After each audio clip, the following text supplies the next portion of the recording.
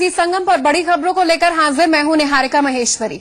दिल्ली में विधानसभा चुनाव अगले साल फरवरी में हो सकते हैं और इससे पहले मोदी कैबिनेट ने एक बड़ा फैसला कर लिया है।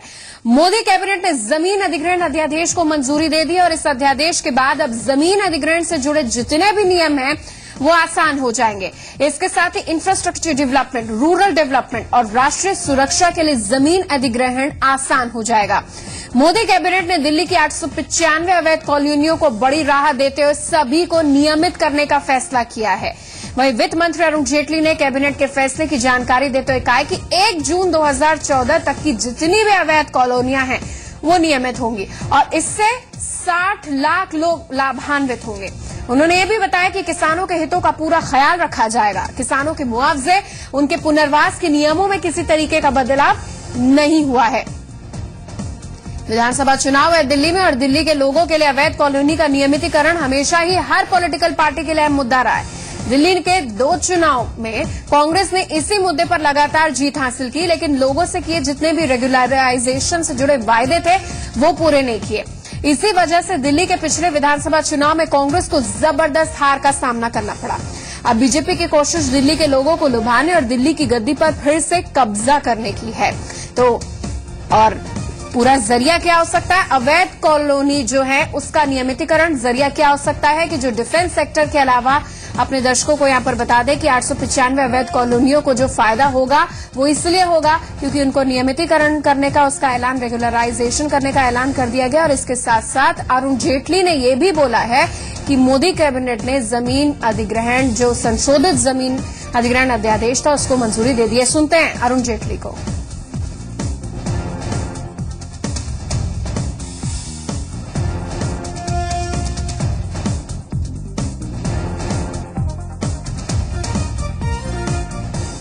The first decision is in relation to the regularization of unauthorized colonies in Delhi.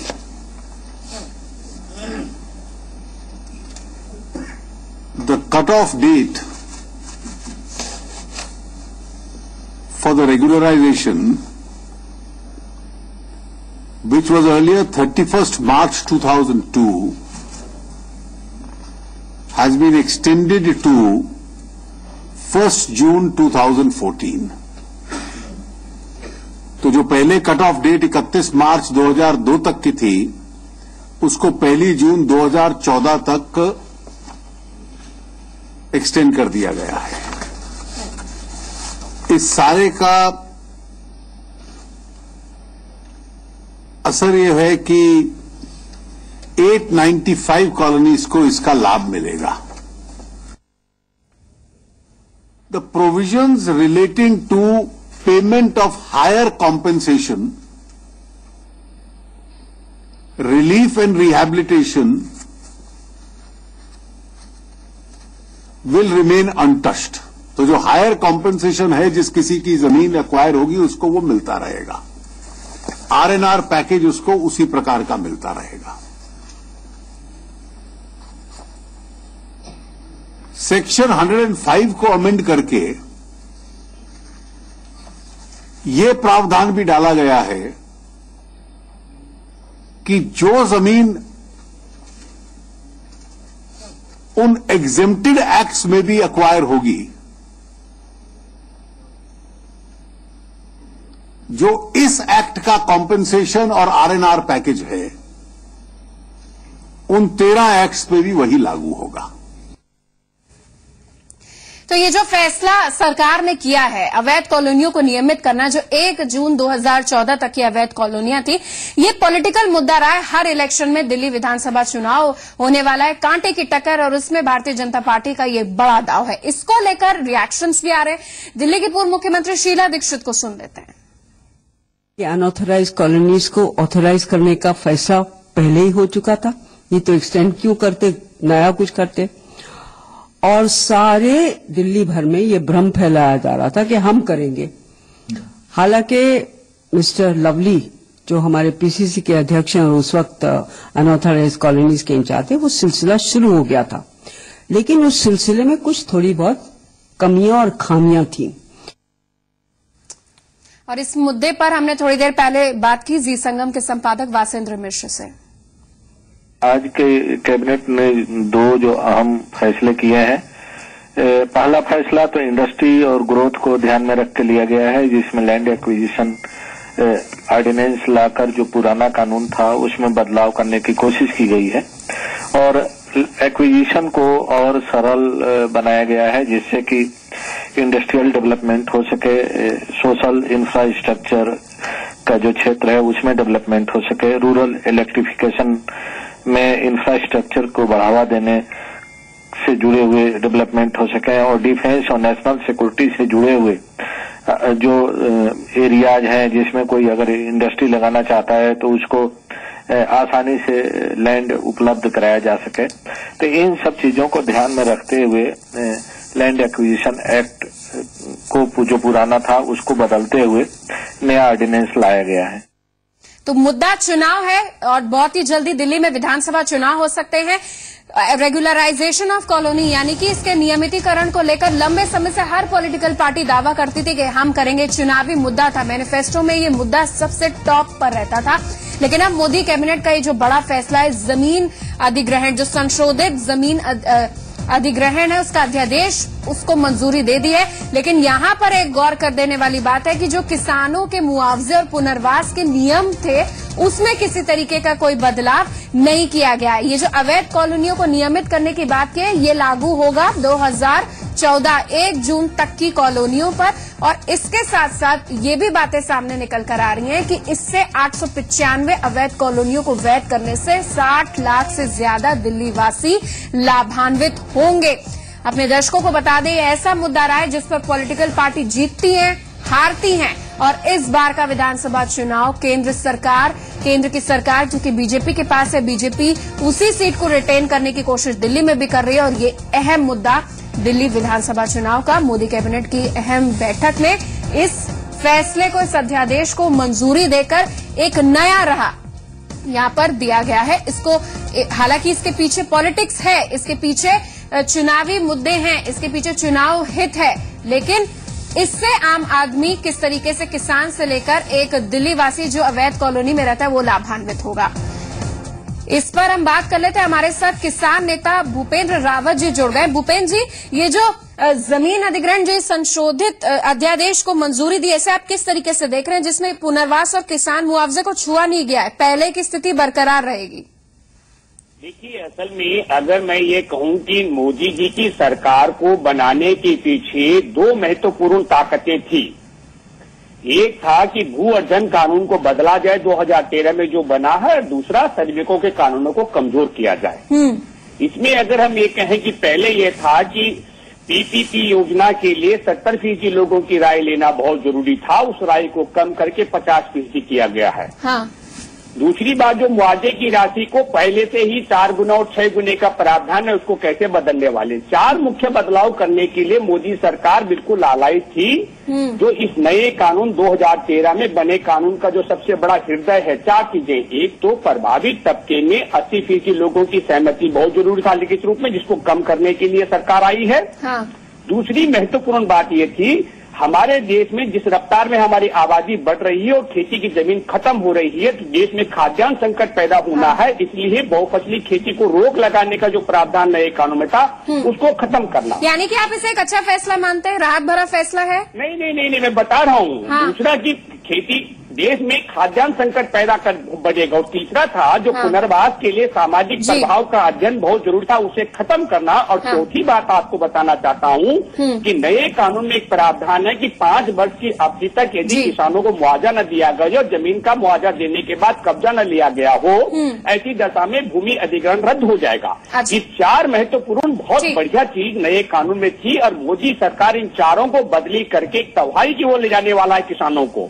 जी, ये मैं कह रहा हूँ। और जो आपने कहा, ये देखिए, मैं और एक बात बताना चाहता हूँ कि अध्यादेश इस देश में जनता के हित के लिए लाए गए हैं। इससे पहले, मोदी सरकार से पहले, हाँ, पहली मर्तबा भारत में एक ऐसी सरकार बनी है जो लोकतंत्र के तमाम उसूल और सिद्धांतों को तिलांजलि देते हुए देश में किसान और मजदूरों के खिलाफ अध्यादेश के तहत कंपनियों के हित में कानून ला रही है, अध्यादेश जारी करके। भूपेंद्र जी, बहुत धन्यवाद हम आपके साथ आपका हमारे साथ जुड़ने के लिए। अगली खबर अंबेडकर नगर से भूमि अधिग्रहण से जुड़ी ये खबर है। यहाँ एनटीपीसी के लिए अधिग्रहित जमीन पर कब्जा करने के आरोप में 9 गांव के 174 किसानों के खिलाफ केस दर्ज हुआ है। केस एनटीपीसी के वरिष्ठ प्रबंधकों ने दर्ज करा है। 9 गांव 174 किसान, इनके खिलाफ केस दर्ज हुआ है जो एनटीपीसी के लिए अधिग्रहित जमीन पर कब्जा करने के इन पर आरोप है। अशोक, पूरे जानकारी दीजिए, मामला है क्या? जी, आपको बता दें निहारिका के एनटीपीसी द्वारा बहुत दिन से करीब सैकड़ों एकड़ जमीन का यह अधिग्रहण का मुकदमा चल रहा है और बार बार किसानों को मुआवजा देने की बात को लेकर के विवाद चल रहा है। इसमें अभी कुछ दिन पूर्व अनुप्रिया पटेल भी आकर के किसानों को जो अधिग्रहित जमीन की गई थी एनटीपीसी द्वारा उसमें हल चलाई थी।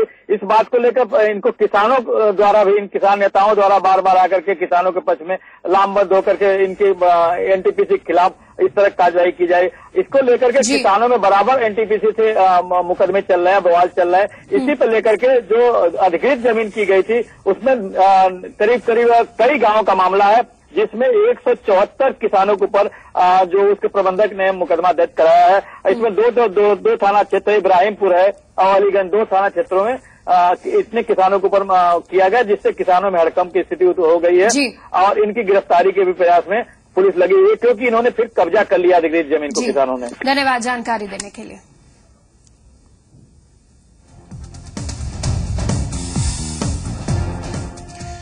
हम सब बिस्किट खाते हैं, दिन की शुरुआत चाय बिस्किट रस के साथ होती है, ठंड में खासतौर पर।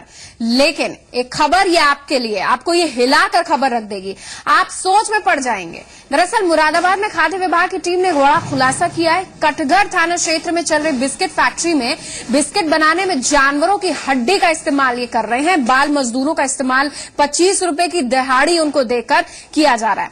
अरोमा फूड नाम से चल रही इस फैक्ट्री में खाद्य विभाग की टीम और प्रशासन ने छापेमारी की, जिसके बाद इस बात का खुलासा हुआ है। जांच टीम ने बिस्किट में मिलाने के लिए रखी जानवरों की हड्डियों को जब्त कर लिया है। बताया यह भी जा रहा है कि फैक्ट्री में हड्डियों के चूरे को बिस्किट के साथ साथ खाने की दूसरी चीजों में भी मिलाया जाता था। खाद्य विभाग की टीम ने फैक्ट्री को सील कर दिया है। हालांकि अभी फैक्ट्री मालिक की, क्योंकि जो कि एक रसूखदार शख्स है, उसकी गिरफ्तारी इस मामले में नहीं हुई है।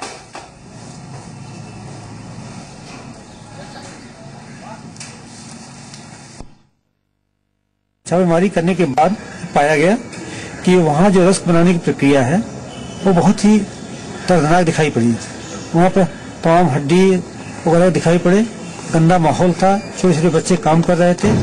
स्थिति इतनी भयानक थी कि कोई सिंपल आदमी वहाँ रह नहीं सकता था। वहाँ पर ये रस बनाए जा रहे थे। इस बात से समाना से इनकार नहीं किया जा सकता है कि रस बनाने में हड्डियों का इस्तेमाल, जानवरों के अन्य पार्ट का इस्तेमाल किया न जा रहा हो। लेकिन एक पूरी जांच की विषय है।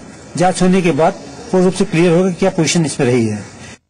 अब समझिए कि सेहत को लेकर प्रशासन और इसके साथ पुलिस और फूड इंस्पेक्टर हर कोई इतना सजग कितना है कि अभी तक गिरफ्तारी नहीं हुई और सुबह से ही ये खबर पूरी तरीके से एक चिंता का विषय बन गई है। सोचने पर मजबूर कर दिया है कि भाई हम बिस्किट खाएं या ना खाएं। जिसने इस खबर को देखा, जिसने तस्वीरें देखी, अब डॉक्टर्स की बात कर ले, उनसे पूछना जरूरी है कि कितना हानिकारक है। उनके मुताबिक हड्डी मिले बिस्किट खाने से कई गंभीर बीमारियां हो सकती हैं। आईएमए के पूर्व अध्यक्ष डॉक्टर नितिन बत्रा का कहना है कि ऐसे बिस्किट बच्चों के लिए बेहद खतरनाक है। इन्हें खाने से जानलेवा बीमारियां हो सकती हैं। ये हड्डियों की चूरे की मिलावट से कैल्शियम तो वो दे देते हैं, लेकिन साथ में इन्फेक्टिव डिसऑर्डर्स जिसमें पेट खराब होना, लूज मोशंस होना, पेट में कीड़े हो जाना, इसका खतरा जो है बहुत ज्यादा बढ़ जाता है और ये सेहत को नुकसान कर सकते हैं। अब मिलावट के खिलाफ पूरे देश में अभियान चलना चाहिए और मिलावट करने वालों को सजा होनी चाहिए। यही एक तरीका है इसका। नोएडा अथॉरिटी के निलंबित चीफ इंजीनियर यादव सिंह मामले पर जल्द ही सीबीआई जांच का ऐलान हो सकता है। केंद्रीय मानव संसाधन राज्य मंत्री रमाशंकर कठेरिया ने कहा है कि केंद्र सरकार यादव सिंह मामले की सीबीआई जांच कराएगी।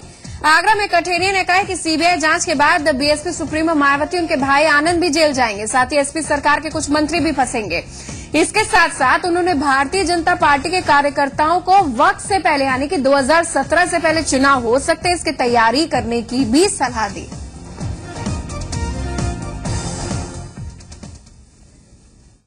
यादव सिंह के प्रकरण में उत्तर प्रदेश की सरकार सीबीआई के लिए यदि कहेगी तो केंद्र सरकार सीबीआई जांच कराती है तो मायावती जी और मायावती जी का भाई आनंद ये दोनों जेल जाएंगे और साथ साथ सपा सरकार के 5-6 मंत्री भी इसमें फंसेंगे और उसी आधार पर उत्तर प्रदेश की सरकार अपना कार्यकाल पूरा नहीं कर पाएगी। कभी भी चुनाव हो सकते हैं और इसलिए उत्तर प्रदेश के कार्यकर्ताओं से आह्वान है कि चुनाव की तैयारी करें। वहीं इस मामले में एक और बड़ा खुलासा यह है कि नोएडा अथॉरिटी में अभी भी यादव सिंह की नेम प्लेट लगी है। अधिशासी अभियंता रामवेंद्र की भी नेम प्लेट ऑफिस में बरकरार है। करोड़ों के घोटाले में नाम आने के बाद और आयकर विभाग की छापेमारी के बाद दोनों को सस्पेंड किया जा चुका है, लेकिन सस्पेंशन के बाद भी दोनों की नेम प्लेट्स बरकरार है।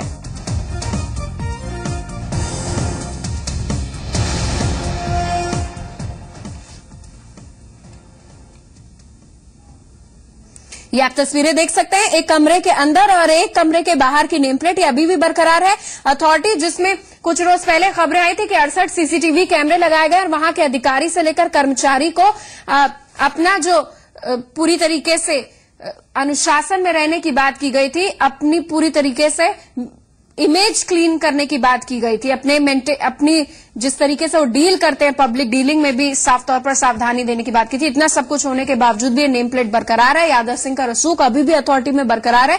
कोई डर रहा है, ये नेम प्लेट डर के मारे हटा नहीं रहा।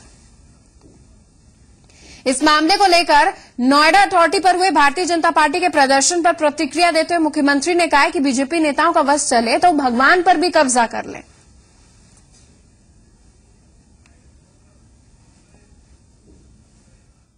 अरे बीजेपी वाले तो भगवान पे भी कब्जा करेंगे। अरे भगवान उन्हीं के हैं क्या, कब्जा किए घूम रहे हैं। तो ये मुख्यमंत्री अखिलेश यादव ने अपने विधानसभा क्षेत्र कन्नौज में विजिट के दौरान ये तमाम बातें बोली हैं।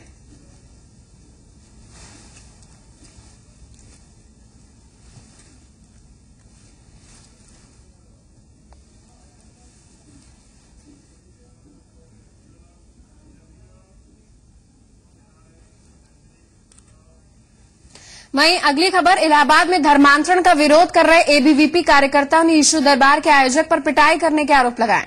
प्रदर्शनकारियों का आरोप है कि नैनी इलाके के शियाट्स कॉलेज के गेट पर प्रदर्शन के दौरान ईशू दरबार के संचालक और सिक्योरिटी गार्ड्स ने उनकी लाठी डंडों से पिटाई की है। इसमें आधा दर्जन लोग घायल हुए। एबीवीपी कार्यकर्ताओं का कहना है कि शियाट्स डीम्ड यूनिवर्सिटी के वीसी राजेंद्र बी लाल पिछले 10 सालों से यूनिवर्सिटी कैंपस में ईशू दरबार का आयोजन करा रहे हैं। इसमें वो धर्मांतरण को लेकर प्रेरित करते हैं लोगों को।